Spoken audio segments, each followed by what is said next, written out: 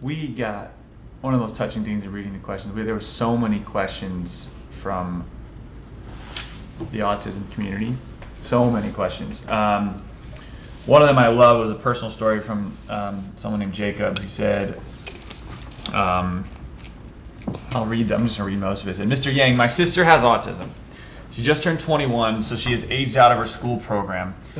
My family is now in the heavily bureaucratic process of securing adult services for her, and we've all been frustrated about how much complication there seems to be in just being able to make sure that my sister continues to achieve her goals and make necessary progress. My question for you is, I've seen a lot of people are championing the fact they love that you talk about this, and I do too personally. But the question was, I've seen your policy. What would you do to implement further aid? What would you do for families and with adults with autism, kids with autism? What would you do to fix our process, our funding? Like that, the questions go on and on. Yeah. The first question that comes to mind for me from this questioner, what's his name? Was Jacob. Is where does Jacob live? Because the services look different in different parts I have of a the country. zip code, but I'm gonna have to I mean, we don't need to do that. Okay. That's fine. But so services are different in different parts of the country, and that's really part of the problem. Is that you have certain communities that have some resources available, and many communities that do not. And to me, this is something we should be solving for at the national level, because this is the new normal. Autistic children often grow up to become autistic adults. And there are autistic families that say to me that to the extent there is any support, it stops completely at the end of schooling. But there are many families whose autistic members are going to have needs well past 18 or 21. Right. I mean, many, like their entire lives. And it can destroy families. It can destroy lives.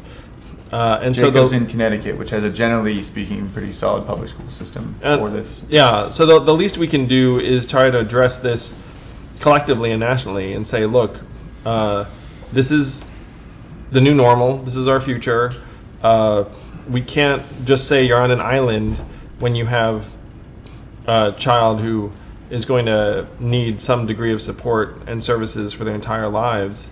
We should federalize those resources, put billions of dollars to work. And the great thing there is you'll end up creating opportunities around supporting various people with autism in ways that people would really want. There are a lot of people who want those jobs. It's just that right now there aren't resources for them. If you go to the average community or school district, right, you can say hey, what are the resources available? It's not there. And I feel for many of these communities because they have limited budgets and resources, and they're robbing Peter to pay Paul. I was talking to the vice chair of one of the national autism organizations, and she said that they had people checking on school districts to see whether they were doing what they were supposed to do in the school. Right. And they had people hiding from them in the school because they just didn't want to have to have that conversation. Oh my gosh. But then she said she didn't actually blame the school because even if they had the money, they wouldn't have been able to hire someone with the right expertise in that part of the country anyway.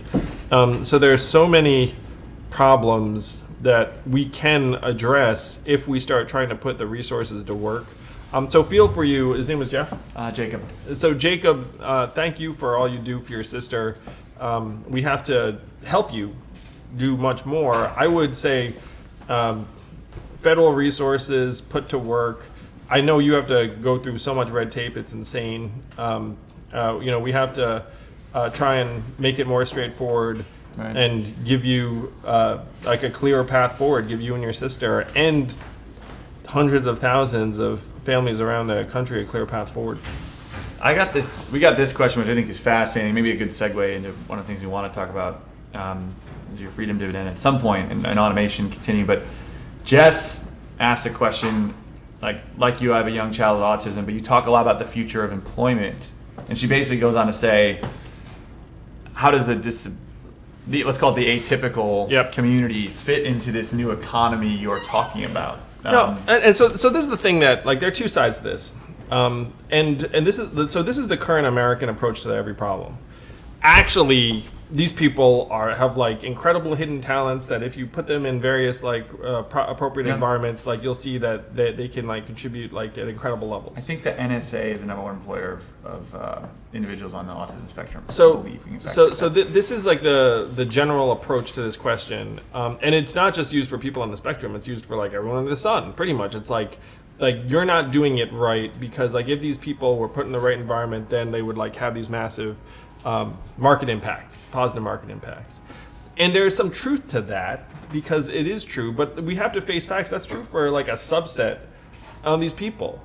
Like some of the people on the spectrum we're talking about are like nonverbal and will just need lifelong support their entire lives. So if you just go around saying like, hey, you know, we got a job for you. Yeah, we got a job for you. We got these better things. Like, I mean, of course, like, you know, we should be trying to create opportunities for people with very diverse capabilities and neurological profiles. But like arguing, essentially, the thing that drives me nuts about it is that what like the first tack does is it essentially says we all subscribe to the market utility measurement of human value. Is like if you're a trucker and now your truck driving skills have no value in the market because your truck's driven by robots, we should make you into a coder or something that does have market value. Like, and because if you don't have economic value, you have no value. Right. And then if you take a group of people, like people on the spectrum being like they have economic value, it's like you should just be like, it doesn't matter if they have economic value. They have human value. They're human beings. They're our children. They're our fellow citizens and Americans.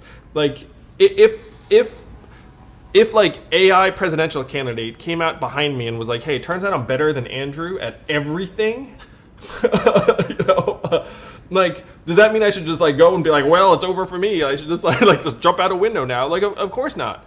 And so, like, it's somewhat frustrating to when people are trying to sell it as if it's like you just haven't plugged into their market contribution potential. It's like, well, yes, we should be doing everything we can to like help people find fruitful opportunities, but we should also say, look, the market is not the end-all be-all determinant of who has value and who doesn't. Like, and one of the points I'm making on the trail, which is very, you know, much in this conversation, is like, what does the market value Evelyn's work at with our boys?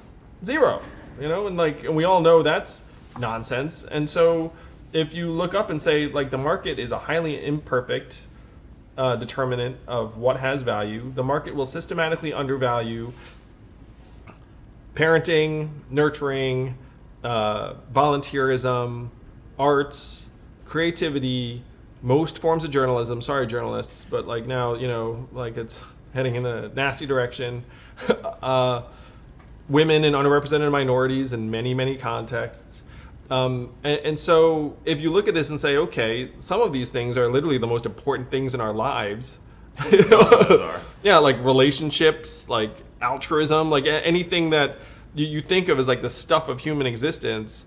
And this actually is the great tension that's tearing our country apart, is that we've all gotten brainwashed into this like market mentality. It's like, you know, essentially your fault, adapt or die, brand yourself, like keep on hustling, you know, like this thing. And then the market is like progressively zeroing out parenting. It's like, oh, I guess I'll never have a kid. You know, like helping others, like most forms of arts and creativity, a lot of people with various neurological profiles. And so this is like the great schism. And one of the big themes of my campaign is like, look, the market sometimes gets things terribly, terribly wrong. If we follow it too long, we are screwed. Right. And we need to try and get the market aligned over here. Or in some cases, just ignore the market. Just be like, hey, you know what? Like, we're the richest society in the history of the world, 21 trillion or so in GDP, like up 5 or 6 trillion in the last 12 years, like easily afford $1,000 dividend for every American adult. And then people will be like, oh, what have they done to deserve that? It's like, you know, they're an American, owner and shareholder of the greatest country in the history of the world. Like, you know, this is a starting foundation. And then that alone gets you thinking differently about how to address even folks in like the special needs community. It's not like, oh, I'm gonna like find some way for you to become like some savant, like order. It's like, hey, guess what? Like, human being has value. Like, what's that? You like, someone who's going to need service the rest of their life, great. Like, instead of being like, oh, that's like a drain on our society. That's like the point of our society. So it's like, well, what's that? Need some services? Like, fantastic. There are probably like dozens of people that actually want to provide those services if they could make any kind of living doing so. So let's like make that possible. So, I love this. I've been sitting with you many hours, now a year and a half. But Basically, don't let the market brainwash you.